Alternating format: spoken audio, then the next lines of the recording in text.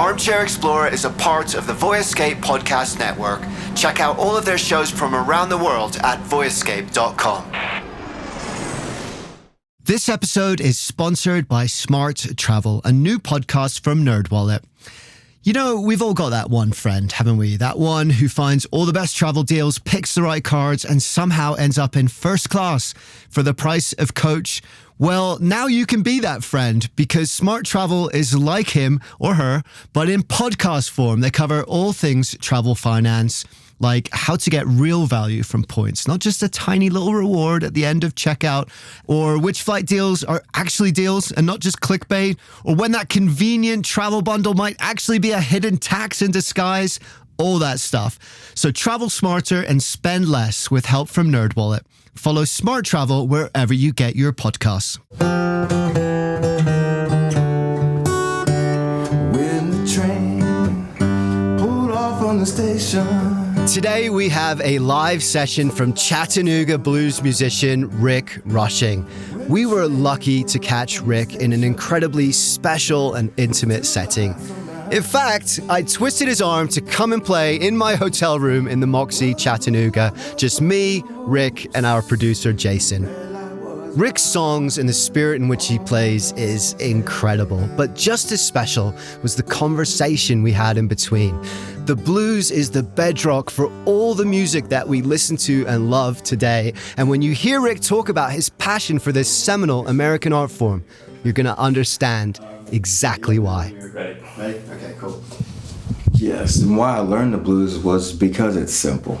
And so, you know, the simplicity of just having an open note, open E.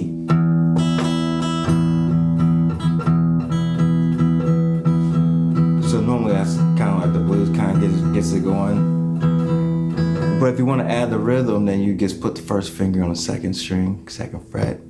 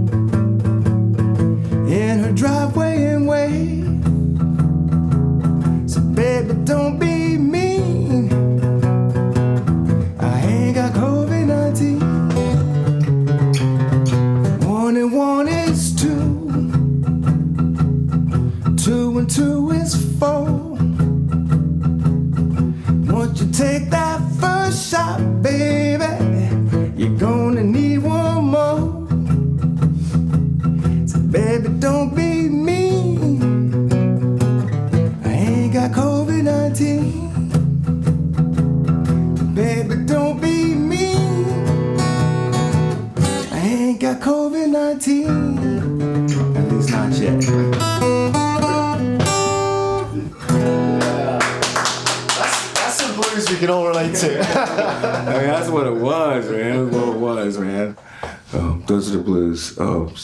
So, Rick, thank you so much for meeting us here. It's going to be awesome to hear you play. We're in Chattanooga. We're kind of soaking up music and Tennessee music.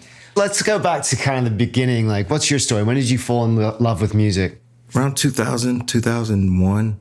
I was playing basketball in Venice Beach, and there was a guitar that was on the bleachers. And I walked over to it, and it had this look to it. No one was around it. And they're like, you can't play. I was like, whatever, man. So I picked it up. I acted like I could play, and I, could not. And they all laughed at me, and we all cracked up. But when I moved to Tennessee, I had the opportunity to start playing guitar. So I was like, I'm going to get on this thing. I'm not going to let this slip past. So it was 2001. You know, I was definitely later in the game of music, but, you know, let's go with it. I love bass. Tennessee was such a melting pot for the arts and music. That was just like, man. Is that one of the things that drew you to Tennessee specifically? One of the stories that we keep hearing and finding in Tennessee is how it is that melting pot. Like all these different styles of music came together in this place. Was that one of the things that drew you here? It was family that got me here, you know, because before I was just a little bit skeptical about Chattanooga. What is it? Huh? Where's this place? And it turned out to be the most beautiful city I've lived in. But with the musical heritage, with, you know, all the people who have played guitar in Nashville, Memphis, Knoxville, Johnson City, I mean, folk music, country, blues, of course, rock and roll, soul, gospel. You know, it's the reason why Nashville's the music capital of the world. You know, it's the reason why Jimi Hendrix learned how to play guitar here. And, you know, so many great musicians have been through Tennessee in general. And speaking of Chattanooga in particular, like one of the stories we're doing, of course, is about the Big Nine and how African-American music really kind of came together here in a really powerful way. Was that an inspiration to you? It was. When I first moved here, there was an event called the Bessie Smith Strut. And so my first Bessie Smith Strut, I needed Visine because my eyes had been so wide all night. Just like, it was the most diverse, fun, that music all down the street. There was just people who were just enjoying themselves, life in general. It's just really special. And so I was like, what is all this, you know, Bessie Smith, you know, tell me more about this. So I found out about, you know, Bessie Smith being the empress of the blues. She was the first rock star in the world, was a female blues singer, got signed to Columbia Records. And in a time where women, African Americans, blues, all these things were just new to the world, and she did it. And she was from here. So the blues in Chattanooga is very much in the soil here, in the air, in the food, everything. Is that something that's special about the blues as a style of music in terms of tapping into that kind of energy and that history? You say it's like in the earth, it's in the air. Is that something tangible almost that you can feel? It is, because you're always reminded of it. You're always reminded. Someone's going to shout out, you know, something Bessie, potentially something Usher. You know, you want to hear some R&B, B.B. King, all these artists who have been in Chattanooga, who have made a living here and continue to do their craft. All know Chattanooga. Chuck Berry, you know, he got a song about it, you know, so it's historic.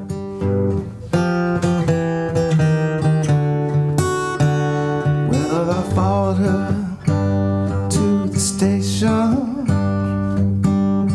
with a suitcase in my hand. You know, I followed her to the station with a suitcase in my hand.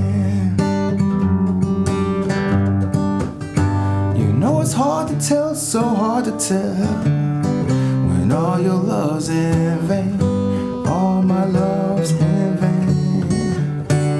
When the train pulled up to the station, and I looked her in the eyes. But when the train pulled up to the station, I looked her in the eyes.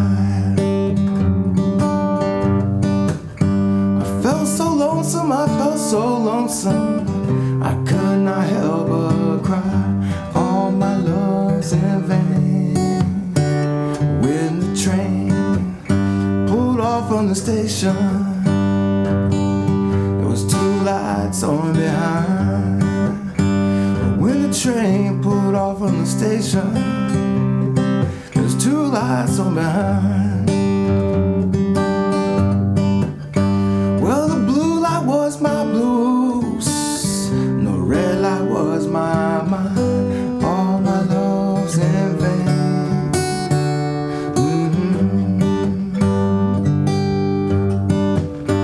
All my love's in vain.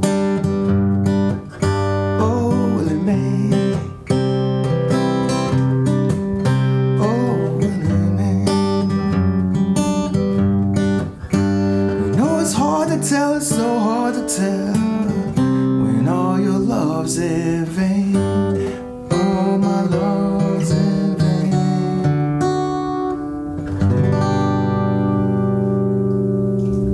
Yeah. I appreciate it. I got that's Robert Johnson. But that's all he had. And I thought about it, I think about it even more today.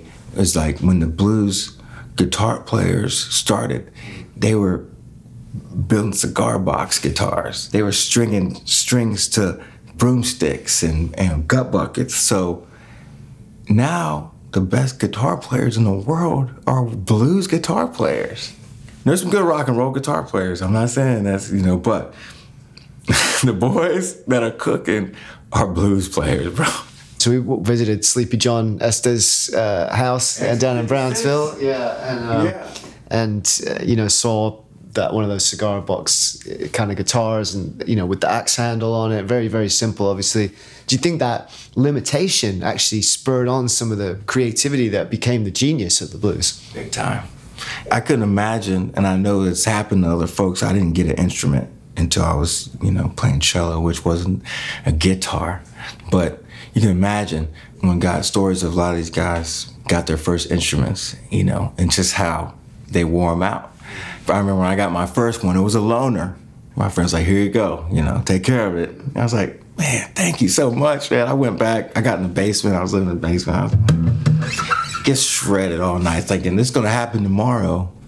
No, it didn't happen. Didn't happen tomorrow, didn't happen 10 years from there, but fortunately, it finally will click in, but you just really have to jump all the way in with it. To understand it, sometimes the simplest things can be the most complex. And that's why people are like, oh man, we can play the blues, it's so easy. It's like, okay, let's do it. Easy, if it's easy, let's hear it. So in terms of the blues, and that's something that goes back in your family history, right? Like you have a deep connection to that. Yeah, Jimmy Rushing was a singer in Count Basie's big band. But Count Basie gave him an opportunity to shout the blues over a big band. So there's a documentary about Robert Johnson, and it's out there. And it says where Robert Johnson went to elementary school, and it has him signed up. He used another name. It was like Robert Hill. But above Robert Johnson's name, there's a bunch of Rushings. R-U-S-H-I-N-G. It's like, my people went to school with Robert Johnson.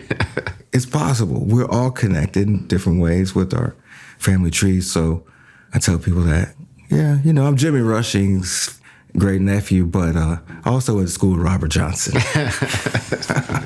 What's it mean to you to be continuing that heritage? It's very special. When I wake up and I have the opportunity to put Jimmy Rushing's on my iTunes, Lost Those Blackout Blues, Do You Want to Jump Children, those sacrifices that he had to make in a time where I know he had some gigs where he said, I'm done.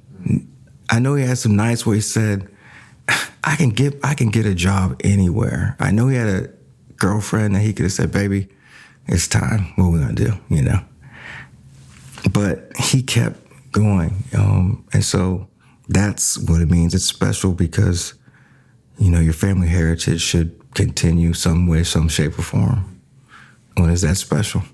And, you mentioned that when he was playing, he was probably still in an era where there was segregation of some kind or a lot less rights and access.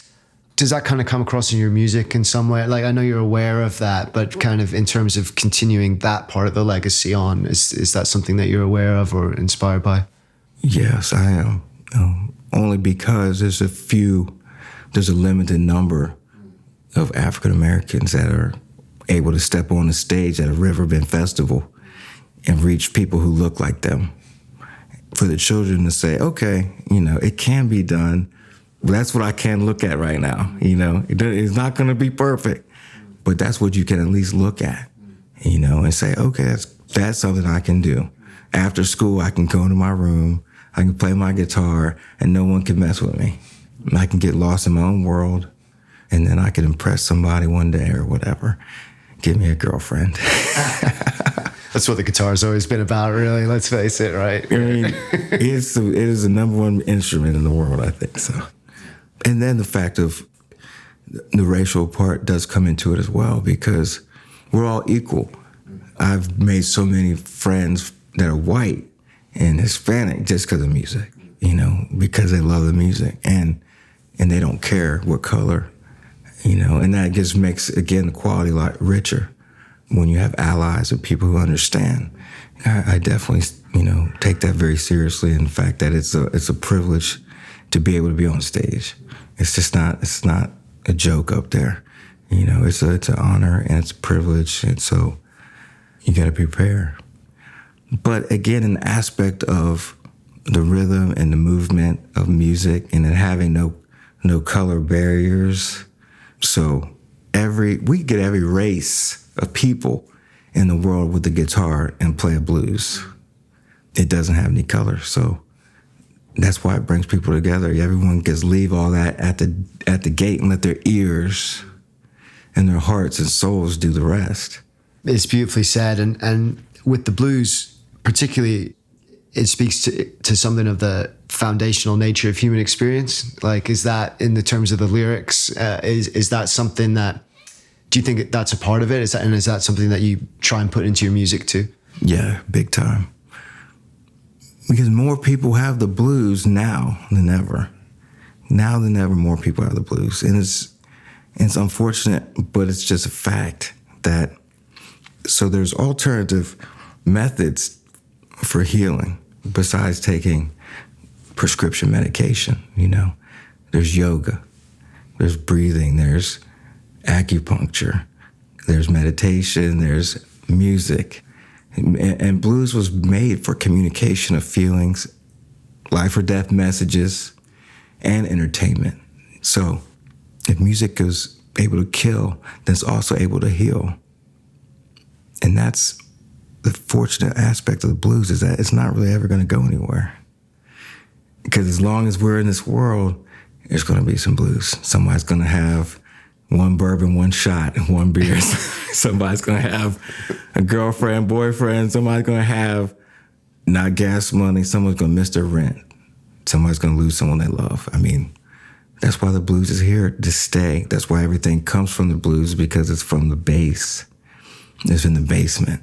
And then you build on top of it and you get, oh, here's some jazz. Oh, yeah, sharp 13. Oh, so pretty. Major 9, And then we go upstairs, we'll get to, rock and roll. We go upstairs, we'll get to pop, rhythm and blues. So if you're on the foundation, then you get more of that lyrical content of how it feels to be down. And I wonder if you could speak to, historically where the blues originated from, because it's really interesting that it became the foundation for all contemporary music, for American music, but it came from originally from a place of pain, right, and suffering and injustice. I wonder if you could speak to some of that history, and do you think that transformation, how that this pain and this injustice was somehow transformed into this positive effect that spread around the world? That's a beautiful thing. I wonder if you could tell us about that. Oh, I didn't think of. That's a good question, sir. Now that I think about it, though, it's in the aspect of the positive chemicals in your brain.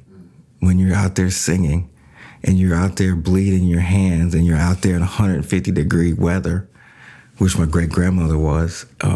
She was on the last slave ship from Mobile that entered into Mobile, Alabama. So that's one of the reasons, because the right music is going to stimulate the brain in that aspect to where you can make it another day. You can heal, you can feel better for whatever time it is. The brain is going to be happy. The reality is that you're going to have to end up, the song's going to end one day. The song's going to end in a couple minutes. But as long as you have the positive insight for that moment that can last, get you to that next moment. And that's why the blues and those songs from the fields have made it, are still living. We're still living. We're still listening to Robert Johnson. We're still listening to Son House, and we're still listening to all the music that was saying those songs of sorrow. But we're also learning from them. I went down to the crossroads, fell down on my knees, asked the Lord for mercy. Take me if you please. When you're pleading to God, asking for mercy, where else are you? So there's a very spiritual connection with music, and that's the benefit of it. That's why we all feel much better when we're playing. That's why it's called picking and grinning.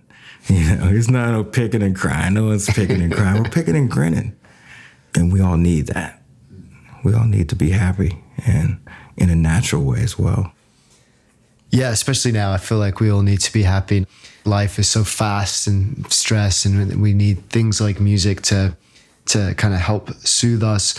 But I wonder, like, also right now in this moment and fueling of different political viewpoints, and there's a lot of contemporary musicians who maybe don't speak to that. Do you think it's important for music to tell that story? As an artist, I have to play for everybody, and so I've always been neutral. I've played at biker bars where straight up white supremacists, I would say, come up to me and said, "Hey man, for a black dude, you're a hell of a guitar player." And I said, "Thanks, dude." Shook his hand, walked out real quick. It is what it is. If you're raised that way and we're coming back around on life and we're figuring out what really happened, we all know what's happened in the world history. You can't erase history, but you can learn from it. You can move forward with it. I can't be singing about racism and not working towards loving someone that doesn't look like me. That doesn't make sense. If you're going to talk about a problem, then you should be looking at ways to fix it. So it has to be out there. It doesn't have to be in your face, because as a human society, aren't we genetically disposed enough? Haven't we come far enough to understand? It doesn't have to be, you're this and you're that. It doesn't have to be finger pointing. It could be, man, for years and for years, I've never known an African-American man to have a general management position. For years and years, I've never known anyone to get past a $35,000 salary, blah, blah, blah. Racism is an economic thing, especially now because we all know the benefit that black people have brought to America. So the racism, again, is not about blah, blah, blah, you're this, you're that anymore, because, progression has been made, but it's more of an economic thing, educational. It's a health thing as well. The stressors that are put upon people by racism are real. And so I can help to bring awareness to that. And I can tell the African Americans as well, we have to do what we have to do to set that example to get an opportunity.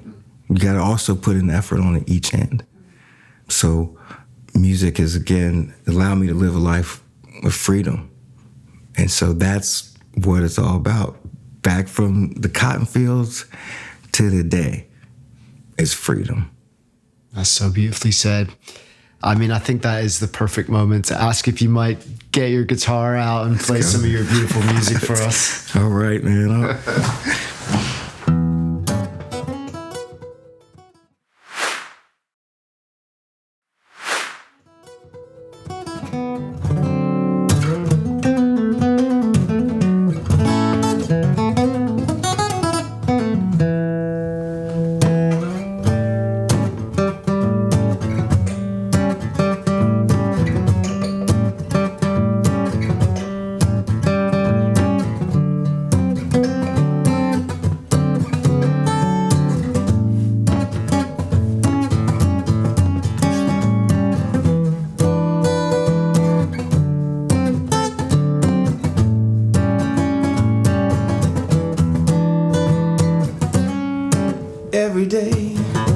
Every day I have them Russian blues.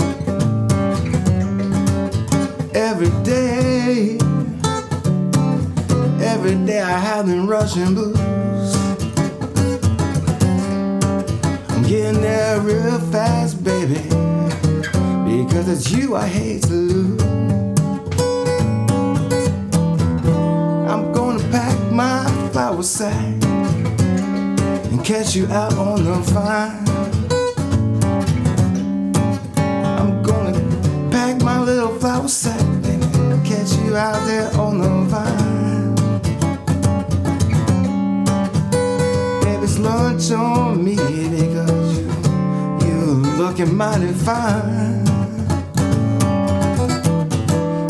Every day, every day, every day, I have those Russian blues.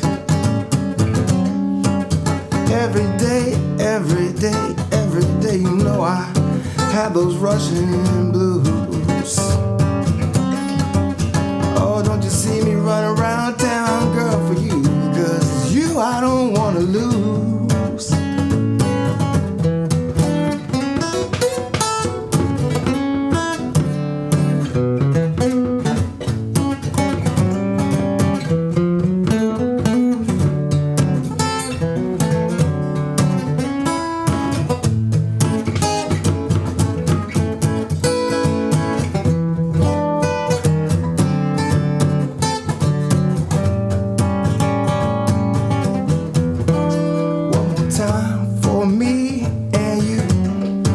Treat me so mean.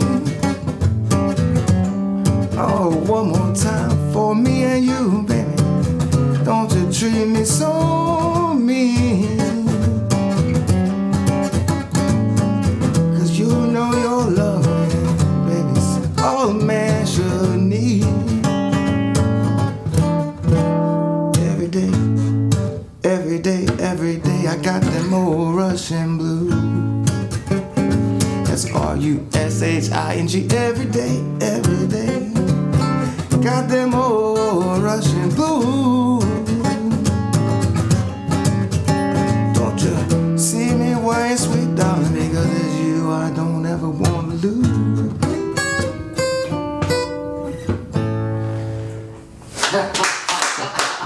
Thank you so much. Total legend. Thanks for all your time. You've been listening to blues master Rick Rushing, one of Chattanooga's best musicians. His band is called Rick Rushing and the Blues Strangers, and you can hear them in Chattanooga and across the state. Find out more at rrandbluesstrangers.wordpress.com. If this episode inspires you to come to Tennessee and explore these pathways yourself, you can find out more about how to do that, including all the things we mentioned in this episode and where to go and check out Rick Rushing by going to tnmusicpathways.com.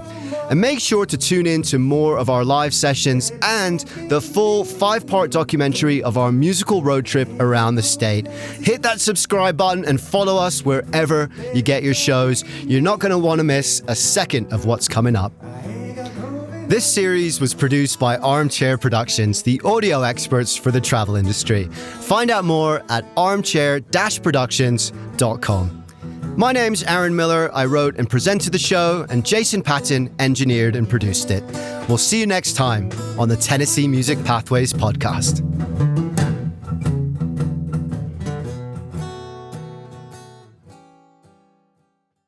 I'm Max Hartshorn, host of the Go Nomad Travel Podcast. Every week, I bring you a short 5 to 8 minute escape to somewhere unexpected. I cover the kinds of travel stories you don't hear anywhere else, quirky destinations, unusual adventures, and people who make the world endlessly interesting. If you love discovering new places but don't have time for a long show, these bite-sized episodes are perfect for your commute, your walk, or your coffee break. Join me on the Go Nomad Travel Podcast and explore the world in just a couple of minutes. If you want to travel more, ideally in luxury, but without the luxury price tag, this show is for you. I'm DeAndre Koch, and on Revolutionizing Your Journey, I use my unique vantage point as a financial advisor to break down exactly how my wife and I leverage credit card points and miles to fly business class, stay at 5-star resorts, and take bucket list trips for a fraction of the cost. Each week, I share real strategies packed with actionable tips and interview some of the smartest travelers in the game to help you revolutionize the way you travel. Travel well, live boldly, and find Revolutionizing Your Journey wherever you get your podcasts.